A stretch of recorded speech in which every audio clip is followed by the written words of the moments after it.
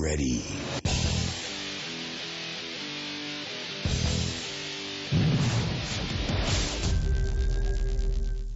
Welcome to another episode of Buff in the Rough. Today we're going to talk to Toby Hyde about gun hunting, the difference between gun dogs and competition dogs, favorite rabbit recipes, and a whole lot more.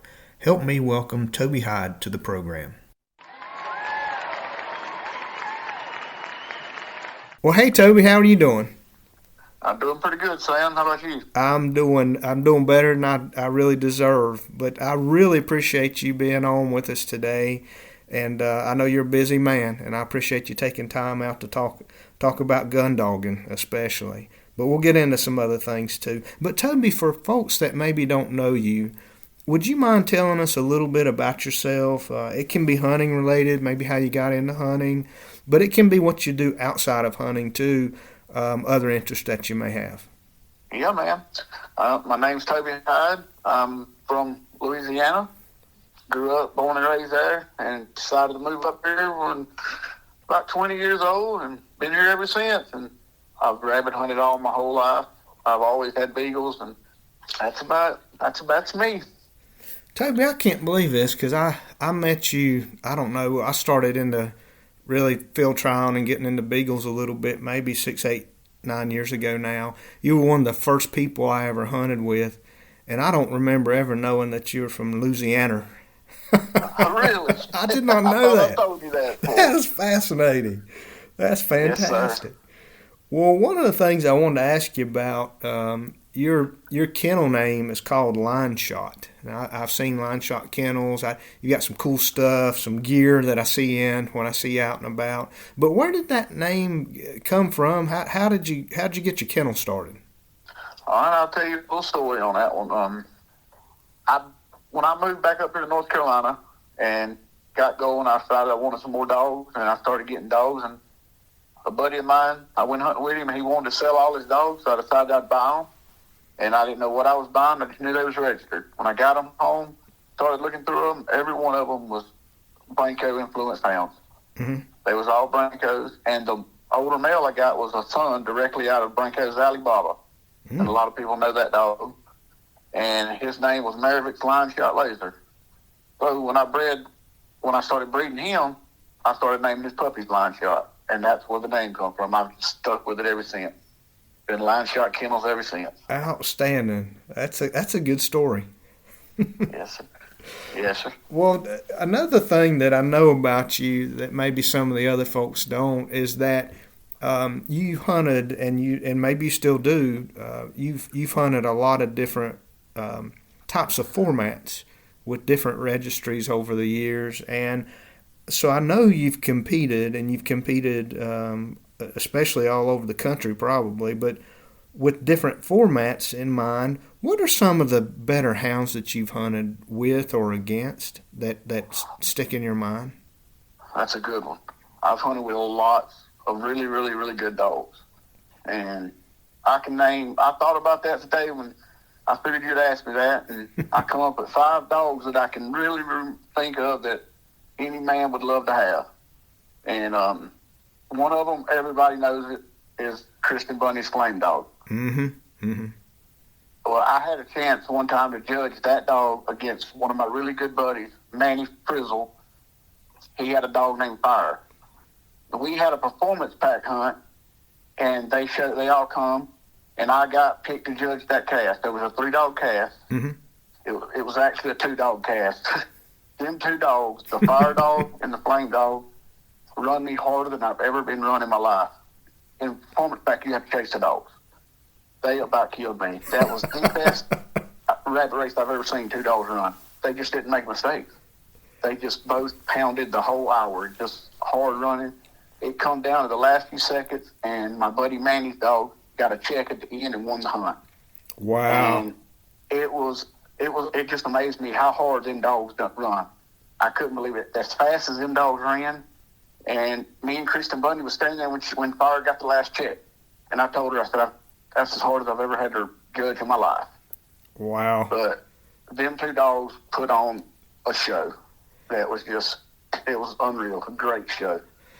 Well, And I tell then you, there's I tell go you ahead. that just to throw something in there, I was able to hunt, and I have hunted with Manny a few times over the years, and it just seems like number one, he's a very good handler and a good sportsman in the field. He's just really very professional in how he conducts his business. But two, he's always packing a good dog.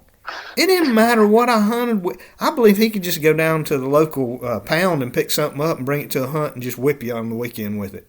He just He knew always what he seemed to was have a doing. good hound. He's a good man. He knows his stuff. He Yep. really does. And that fire dog, you probably hunted against her too. Oh yeah, She was nice. she's tough. And she went on to make hunting bigger champion and little pack champion. So, Mm. but if she beat Flame, you know she's beat a good dog because you know how that dog is. Oh yeah, yeah. So I was. But another really good dog was we've got some friends in Pennsylvania that come down and hunt with us. It's Double Crows Kennels, and every time they came down, you better be ready because plan on finishing second. They was good, and they got one little female. Her name was Lola. I'm really not sure how the dog was bred, but I hated to draw out against her, but I hated to judge her too. Because she would run me. She was just, when she locked on, just hang on because nothing else was getting the rabbit. She was a super nice dog. And another really good dog was, I had a good friend. He passed away about a year ago. You might know him. You know Teal Brown? No, sir, I don't. Okay, he's from Marion. He passed away about a year ago, but he had a blue tick male named Preacher Man. And he was saying what he was just top-notch dog. He could run as hard as you wanted to run him, or he could slow down and walk out if he had to. But them four dogs are four of the hardest I've ever seen. But the number one dog that I can really say that I've ever watched run in the woods, and I might be a little biased on this one, is my best friend, Davy Cornell. He had a male named Cornell Sinbad. Sinbad is the best male dog I've ever seen on the ground. Probably best dog. Dog could make a pack of dogs. You could run 10 with him, 2 with him, by himself. It didn't matter how he run. He'd run the identical same thing every time. He never changed. Every time he hit the ground, he was the same dog. And he could make a pack of dogs really look bad. I've seen him turn the rabbit out of the middle of the pack, make a 90-degree turn, and the other dog's still going straight.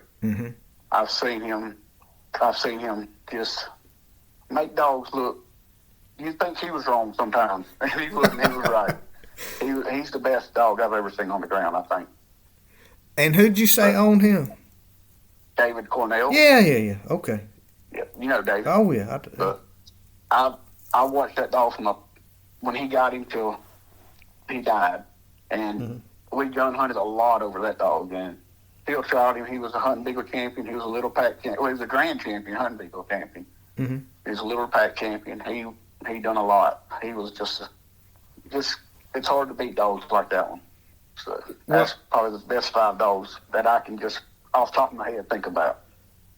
Well, Toby, this is one of the reasons I really have always liked you, is how humble you are, because you didn't mention any of your dogs, and I know you've had some really good ones because I've been beaten by you many times. So throw one of yours in there too. Like what's been one of your favorite dogs, or maybe a couple that really out of your kennel that you just really thought were a little bit better than everybody else? Well, my number one dog is my Gus dog, Ranger Gus. I'm pretty sure you've run with him before. Oh yeah.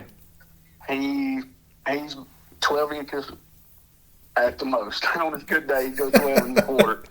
But that dog, he can run with anything you put him with. It didn't matter. When he was young, you put him in a 15-inch dog, he's still going to be on the front half the time at least. Run with the little stuff, it didn't matter. He was just a super. He's 12 years old now. He's still out here in the kennels.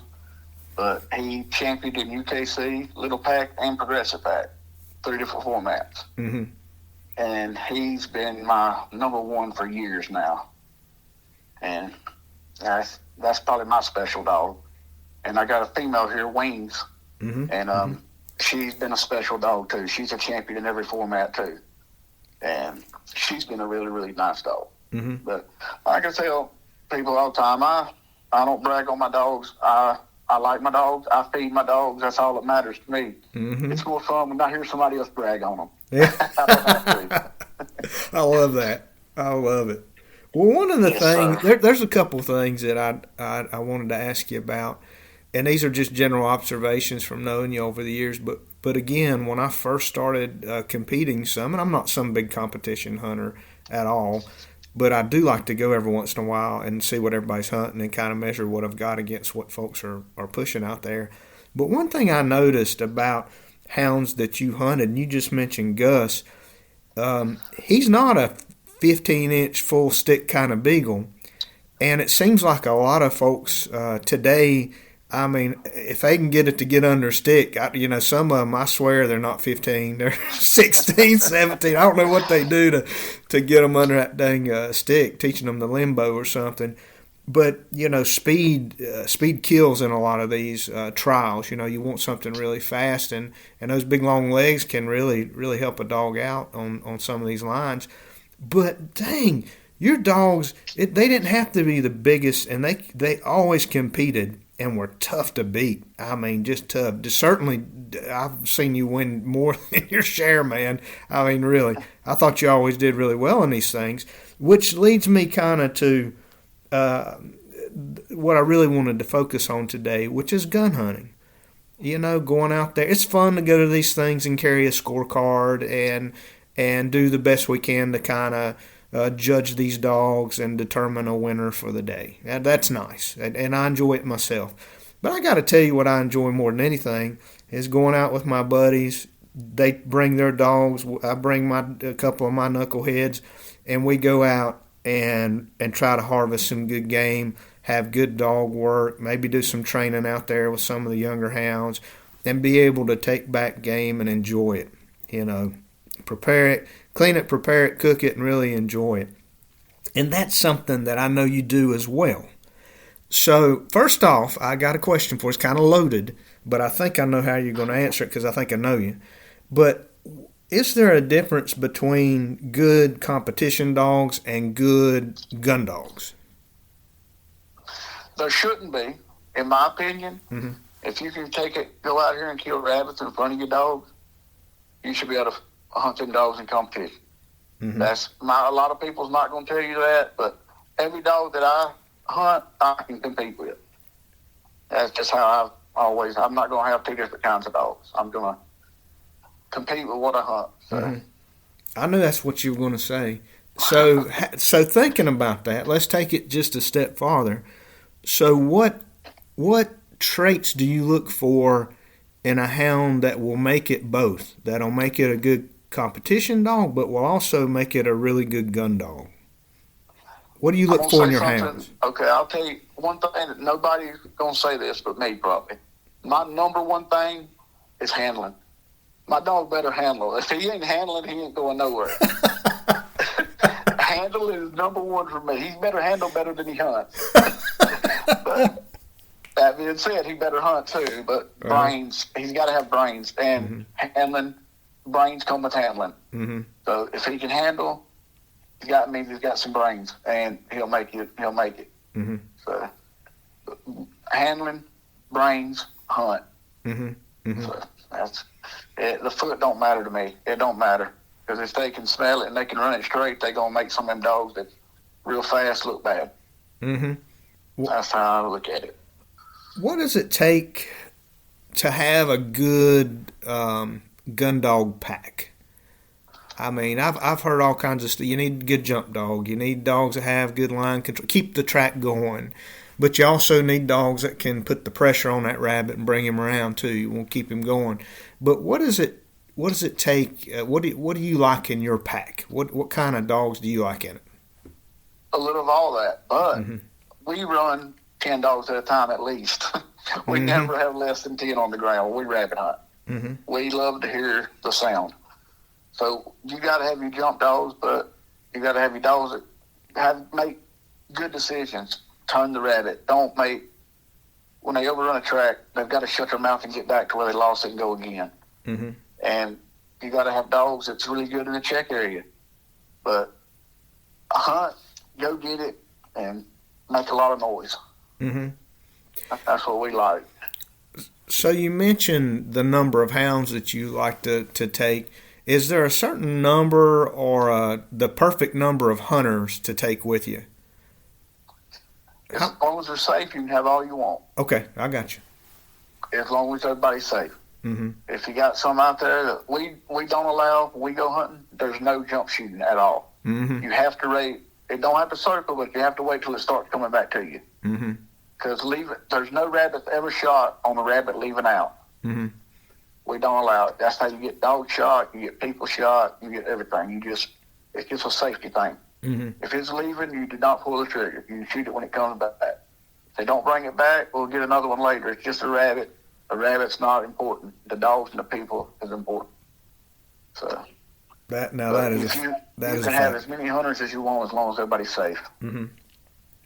So I got another question for you, and I think this is one that I kind of get tickled with sometimes when I'm out hunting, especially with younger folks. And when I say young folks, I always like to put a disclaimer in there. Sometimes it's not young folks like years.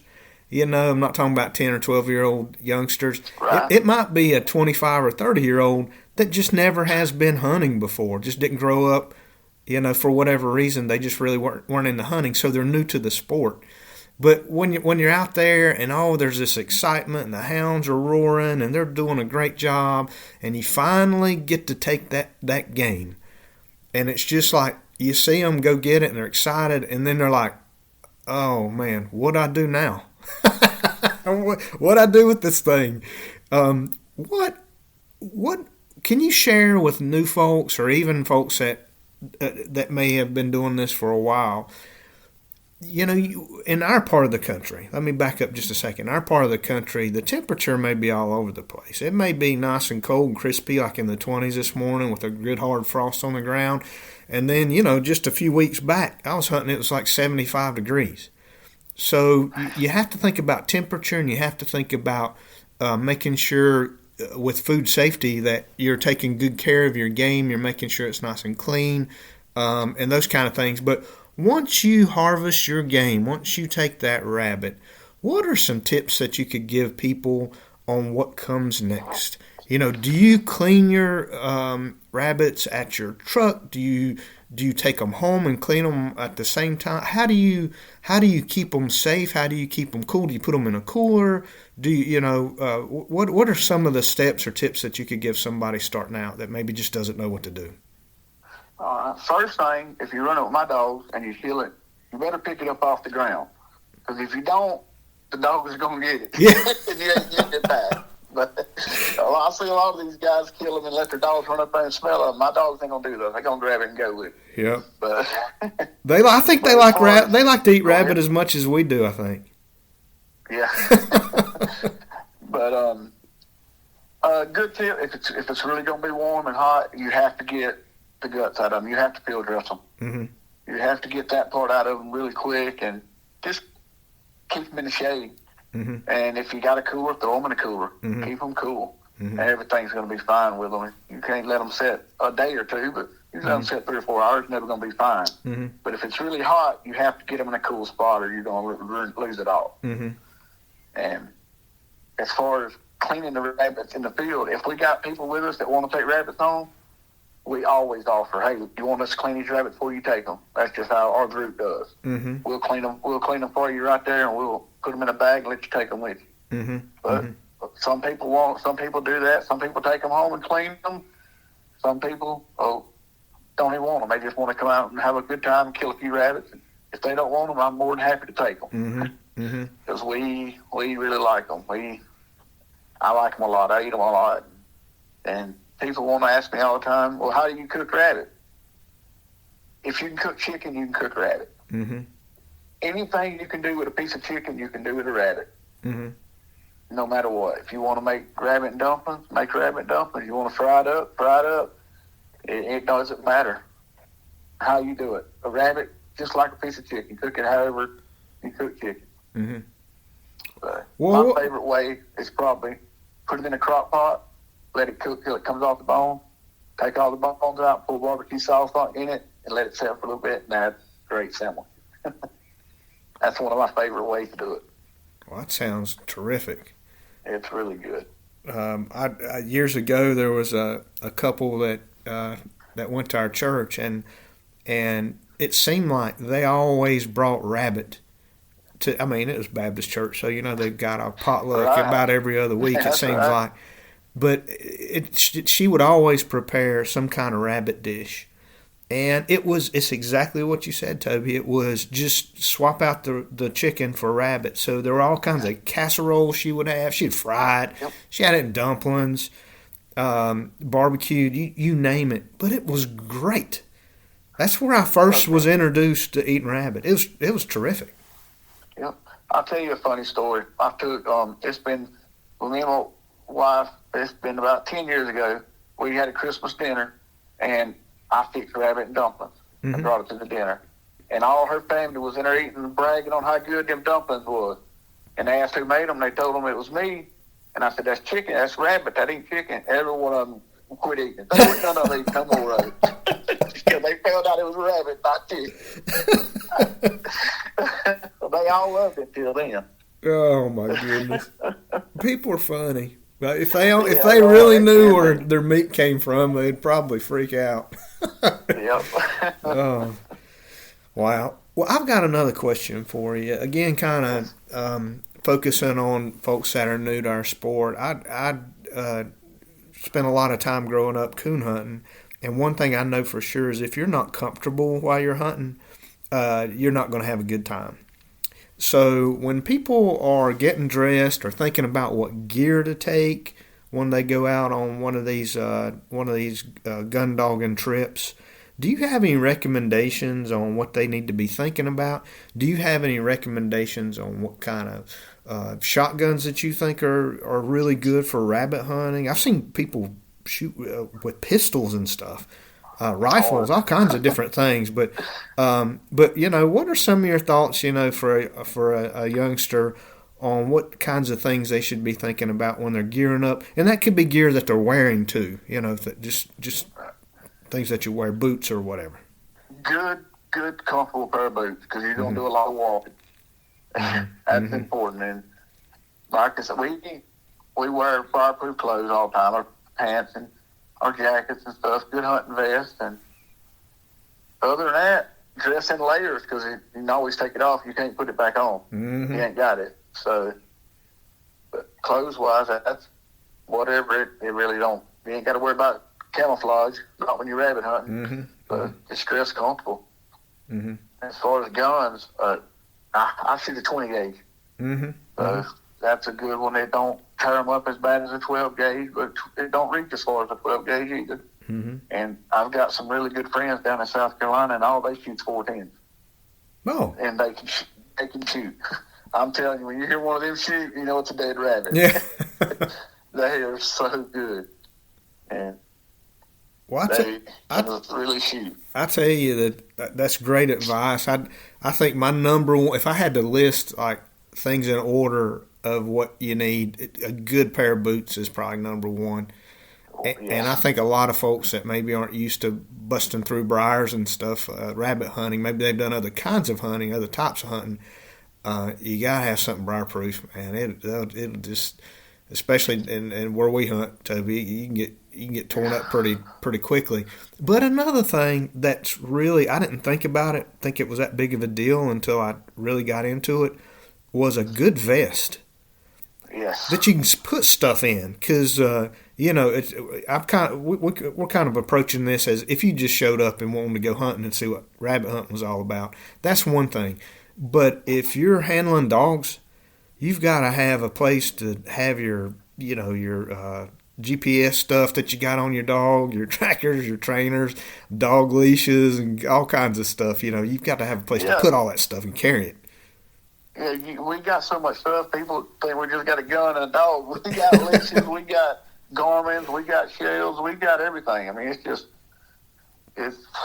you got to have a really good vest to carry everything in. And we're high-tech rednecks nowadays, man. You've got to have all that stuff. Yeah. It ain't pine tree limbs no more. It's we got Garmins now, so I don't know how we ever live without them. I don't know either. Well, let me ask you one thing as we kind of wrap up. Yeah, you've been around a while. You've hunted for a long time.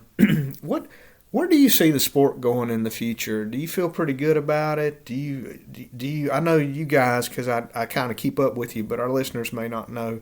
What do you see young people interested in the sport? Are you optimistic? Yes, I am. I feel right now. I'm seeing a lot of young people that's getting into it and liking it. I got a little boy that's going with me now. He's 10 years old, and he absolutely loves it. Mm-hmm. And my buddies' kids are going with them, and they like it. And I'm worried about the dog hunting in general because we're getting pushed out.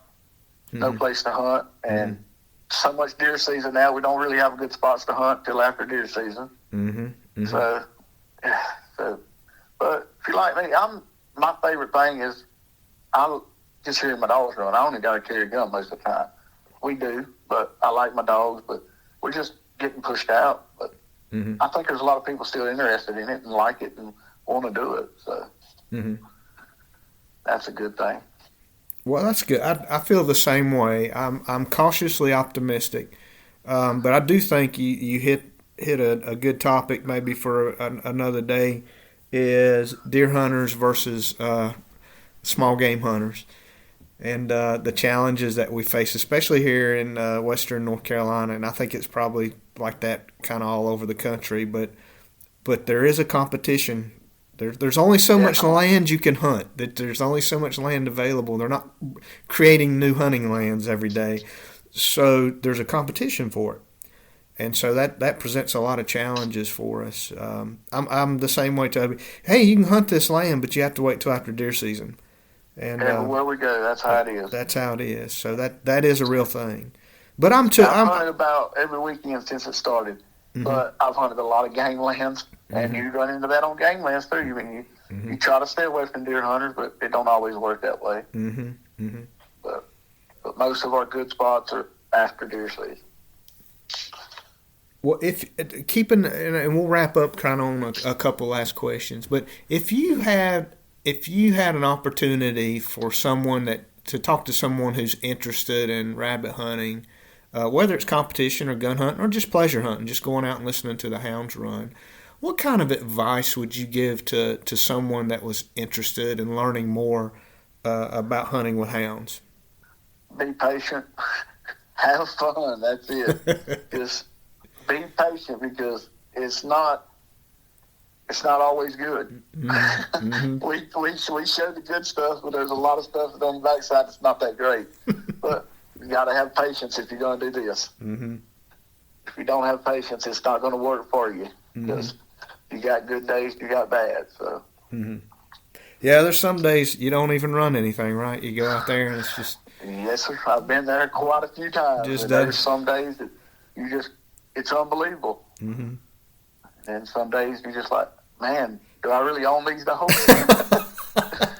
but that's rabbit hunting. That is. That's why they call it hunting, I think. That's exactly right. Well, Toby, we'll wrap up. But is there anything that I didn't ask you that I should have asked you about? Is there anything that we left out or anything that you want to talk about other than what we've already covered? I believe we covered quite a bit of it. There's probably some more we could talk about, but we'll save it for another time. But I just can't think of it right now. Okay. Well, thank you so much. I can't thank you enough for taking time out and just sharing your opinions on rabbit hunting and some stories. And I know folks will enjoy it. So, I again, just really appreciate your time and look forward to getting you back on here again in the future. Yeah, I appreciate you asking me. All right, Toby. We'll talk to you later. Thank you for listening to Buff in the Rough. And remember to like and subscribe if you want to be notified when we have new content available. And please send comments and suggestions to buffintherough@gmail.com. Join us next time when we'll get a youngster's perspective on rabbit hunting.